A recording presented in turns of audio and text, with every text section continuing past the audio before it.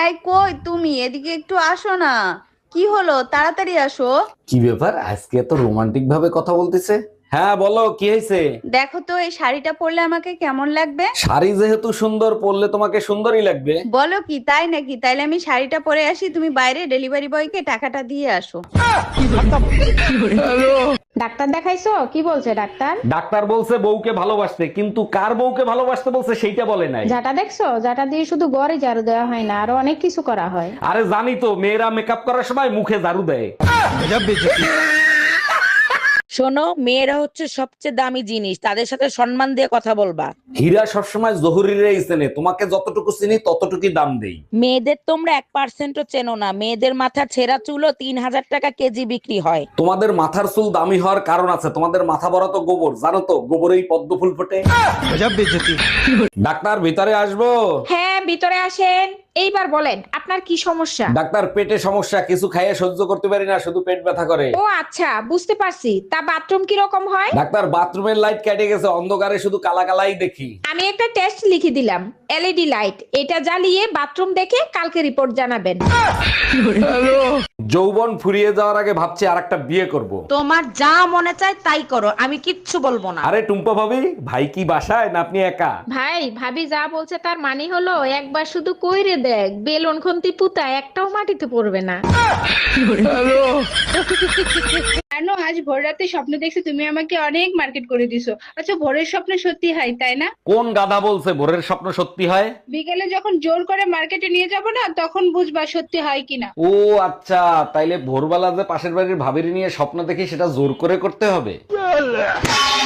এইবার বল, স্বপ্নে ভাবির সাথে কি করিস? বিশ্বাস করো, আমি কোনো বৌদিদের সাথে হোলি খেলবো না, শুধু বন্ধুদের সাথে খেলবো। তাইলে একটা গেম খেলো, বোতল উপরে মারো, যদি সোজা ভাবে নিচে পড়ে তাহলে তুমি যে কোনো বৌদির সাথে হোলি খেলতে পারবা। বলো কি, তাই নাকি? এটা তো আমার একেবারে বা হাতের খেলা। এক, দুই। এইবার সত্যি করে বল, কোন বৌদির গায়ে রং লাগাইতে যাবি? হ্যাপি হোলি মায়া, আমি হোলি খেলতে যাচ্ছি, তুমি যাবা আমার সাথে? হ্যাপি হলি তুমি যাও, আর শোনো যদি নেশাপানি করে এসো ঘরের আধারে পাবা না, মা কালীরে পাবা। তুমি একদম টেনশন নিও না, কৃষ্ণ হয়ে যাচ্ছি, শিব হয়ে ফিরবো। হর হর মহাদেব। হ্যাপি হোলি বৌদি, আসেন আপনারে সুন্দর করে রং লাগিয়ে দেই। দেখেন অরুণদার, রং লাগান কোনো সমস্যা নাই, কিন্তু উল্টো পাল্টা জায়গায় রং লাগাবেন না। আরে বৌদি, আজ পর্যন্ত আমি আপনার কোনো উল্টাপাল্টা জায়গায় রং লাগাইছি বলতে পারবেন? তা অবশ্য লাগান নাই, কিন্তু পুরুষ মানুষ তো, আপনাদের বিশ্বাস করতে একটু কষ্ট হয়। আপনি আমারে বিশ্বাস করতে পারেন, যদি কেউ আপনার উল্টাপাল্টা জায়গায় রং লাগায় প্রয়োজনে আমার নিজ হাতে পরিষ্কার করে দেবো। শুনছি মেয়েরা নাকি রং পাল্টায়, আজকে দেখেও নিলাম, খুব ভালো। আরে বেবি, আজকে সবাই রং লাগায়, আজকে হোলি। খালি একটু আগেই তো তুমি খাইলা, এক্ষুনি পেট খালি হয়ে গেছে। ও বাবা, তুমি কোন বয়রার লগে আমার বিয়ে দিলা? বাইরে যাবা, এখন আবার তুমি কোথায় যাবা?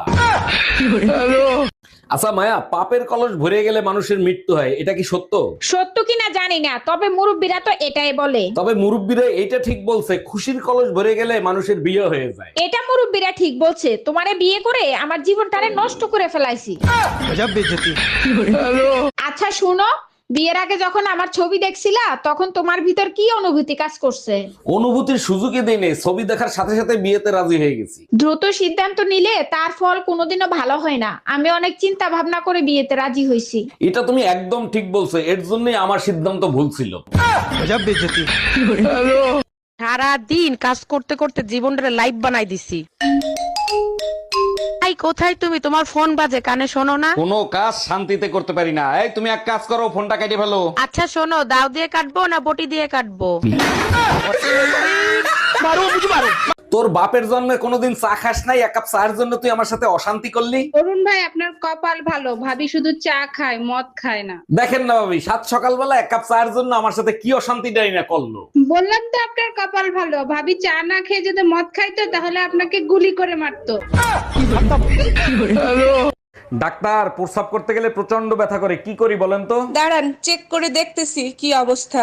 সর্বনাশ, মেশিন খারাপ হয়ে গেছে। বলেন কি? আমি তো এখনো তো বিয়েই করি নাই। আরে আপনার মেশিন না, আমার চেক করা মেশিন। এই আমার প্যান্টের পকেটে 20,000 টাকা ছিল, টাকা কি তুমি নিছো? আমারে কি তোমার চোর মনে হয়? আমি কেন তোমার টাকা নিব? টাকা তো তুই নিছিস, কিভাবে টাকা বের করতে হয় আমার জানা আছে। এই একা একা বিড়বিড় করে কি বলতিছো? বলতেছি শুটিং এর জন্য নকল টাকা আনছিলাম, এখন আবার নকল টাকা আনতে যাইতে হবে। কি ওগুলো নকল টাকা ছিল?